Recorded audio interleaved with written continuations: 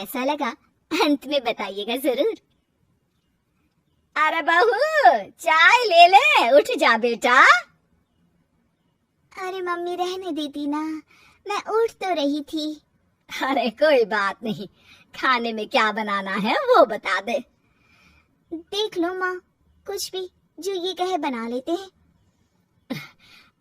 बेटा मैंने तो जो सब्जी थी वो काट दी है, तू बस रोटियां बना लेना।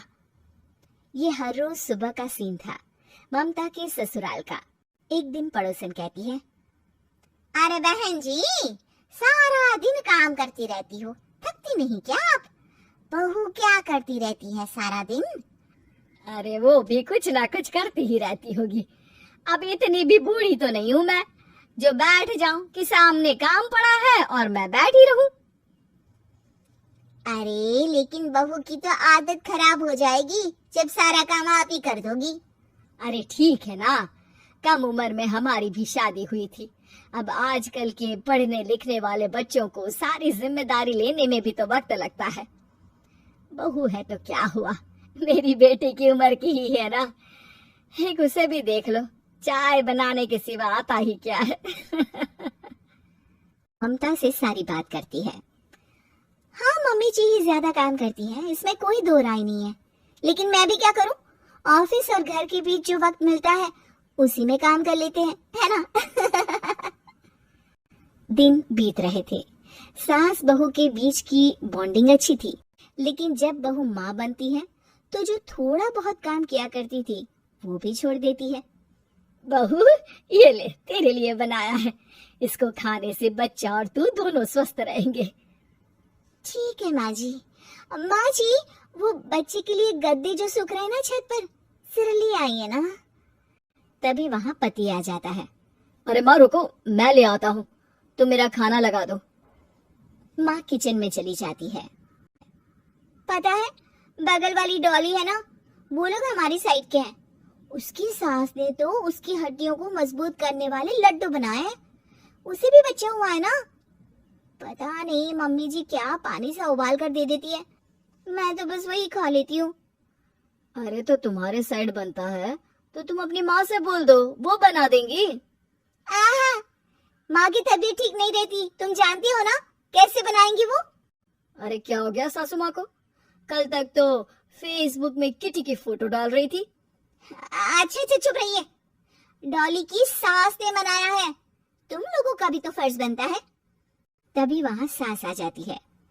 ये ले बहू गर्म पानी की बोतल, गर्म पानी पीने से पेट अंदर हो जाएगा। नहीं नहीं माँ जी, गर्म पानी पीने से प्यास नहीं बुझती। अरे पी लेना बेटा, वो बगल वाली डॉली को तो जानती है ना, जो तुम लोगों के साइड की है, तेरे साथ ही उसका भी बच्चा हुआ था, बेचारे का कोई ख्याल रखने वाला नहीं, सारा काम करती है और रात में बस एक लड्डू खाकर सो जाती है, पेट तो लटक ही गया है और बच्चा तो कितना कमजोर सा है उसका। अच्छा माँ क्या बात है, डॉली की ये हाल है? क्यों मैडम, क्या कहना है आपका? पता है मुझे, किसी के पास मेरी सास की तरह सास थोड़ी ना है। नहीं नहीं बेटा ऐसा नहीं है, मेरे लिए तो तुम सभी मेरे बच्चे जैसे ही हो। ममता को समझ में नहीं आता कि वो सास में कैसे कोई बुराई निकाले, क्योंकि हर कोई उससे उसकी सास की तारीफ ही किया करता था। एक रोज ममता के घर उसकी ननद आती है। अरे भाभी, मुन्नी को तो 6 महीने हो गए, आप अभी भी बेड पर हो? आ गई है आप? कैसी है बुआ, बच्चा होने के 6 महीने बाद आई हैं आप? भाभी अमेरिका दूर है ना, तो वक्त लग जाता है, अब इनकी छुट्टी अभी थी तो सभी आ गए। वैसे माँ कहाँ है? थकी हारी सास बेटी को देखकर खुश हो जाती है। माँ इस बार तेरा वीजा तैयार है, मेरे साथ चलने को तैयार रहना। हाँ बेटा मैं तैयार हूँ। अरे ऐसे कैसे माँ, मैं कैसे मैनेज करूंगी? कैसे मतलब, जैसे मैंने किया अमेरिका में, आप इंडिया में कर लेना।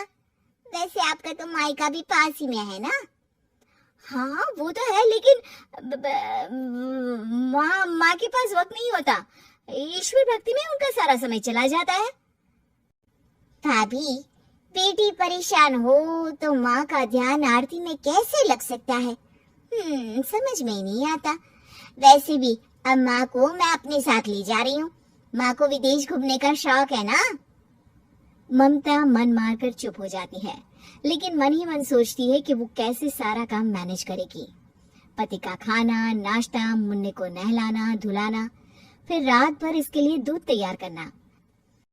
माँ तो सारा काम करती थी। हे भगवान, ना भाई ना। क्या हुआ भाभी? क्या सोचकर ना भी ना कर रही हो? अरे कुछ नहीं, बस बच्चे के बाद से ही कमजोरी ज्यादा हो गई है ना, तो अचानक से बड़बड़ाने लगती हूँ मैं। अगले दिन ममता अपनी माँ को फोन करती है। राधे राधे। माँ मैं क्या करूँ, मेरी सास तो अमेरिका जा रही है बेटी के पास। अब घर का सारा काम, बच्चा, सब कैसे मैनेज करूंगी? तू आ जाना माँ कुछ महीनों के लिए मेरे पास। अरे ना ना ममता, मेरे बस की बात नहीं है काम धाम। अरे तू तो जानती है ना, मैंने तो तेरे भाई की शादी भी गरीब गांव की लड़की से इसीलिए ही की थी कि वो चुपचाप घर का सारा काम करे। वैसे भी अब तो आदत भी नहीं रही मेरी काम करने की। ममता को माँ पर बहुत गुस्सा आता है। ठीक है माँ, देख लूंगी मैं, लेकिन मेरी मुसीबत के वक्त आप मेरा साथ नहीं दे रही है, अब भूल जाना मुझे। ममता गुस्से में आकर फोन रख देती है और रोने लगती है, लेकिन बेचारी करे भी तो क्या। अब सास और ननद दोनों घर का काम करते। नेहा आराम करती, लेकिन अब आराम में भी उसे चिंता रहती। और फिर वो दिन भी आ जाता है जब ननद का जाने का वक्त आ जाता है। भाभी मैं जा रही हूँ, अपना और मुन्ने का ख्याल रखना। ममता सास को देखती है और गले लगकर रोने लगती है। माँ जल्दी आ जाना। सास मुस्कुराकर कहती है, कहाँ से ममता, मैं कहीं नहीं जा रही। मैंने देखा कि मेरे जाने की बात से ही तू परेशान हो गई थी, इसीलिए मैंने अपना जाना कैंसिल कर दिया है। तू चिंता ना कर, मैं तेरे साथ ही रहूंगी। ममता को अपनी माँ की बात याद आती है कि कैसे उसके कहने पर भी ममता की परेशानी को समझने की बजाय उसने मना कर दिया, जबकि सास ने बिना कुछ कहे बहू की समस्या पढ़ ली। हाँ माँ, हम सब साथ चलेंगे बाद में दीदी के घर अमेरिका। आज से आप रानी बनकर रहना और मुन्ने को देखना। मैं समझ चुकी हूँ कि मेरा फर्ज क्या है।